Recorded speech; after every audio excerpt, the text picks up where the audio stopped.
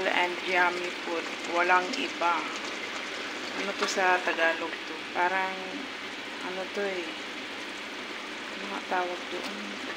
In Arabic kasi, sinatawag nilang lubya. Pero, nakita ko doon sa Lulu, snow peas. So, yan lang. Slice lang tayo ng dice cube na 1 big onion and then 2 cloves of garlic, and here a lot of tomato na grated, 5 tomato na smalls. Okay, puro separate kasi feeling ko pag hinalo ko ito dito parang hindi siya lalambot ng matagal lalambot ba kasi nga maasim yung kamatis, so separate ko siyang niluto dito.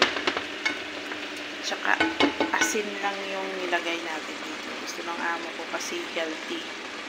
Yan lang. Okay. So, imimix natin mamaya-maya para mag-red-red yung sabaw. Parang sa aming mga Ilonggo, ang tawag dito ginisang, basta ginisa sa kamatis.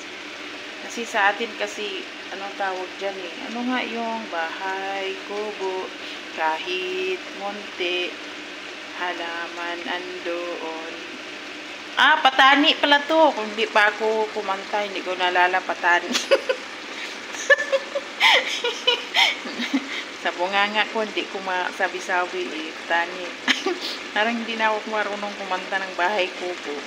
Kanta na tayo, bahay, kubo, kahit munti, nandoon ay sari-sari, singkamas at talong, sigarilyas at mani, sitaw, bataw, patani, o yun, undol, patula, puso na may kalabas, at saka mayroon pa labanos, mustasa.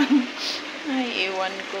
Dito na yung ating video. Ay, hindi na ako marunong magkanta ng bahay kubo. Bye, mga langga, mama.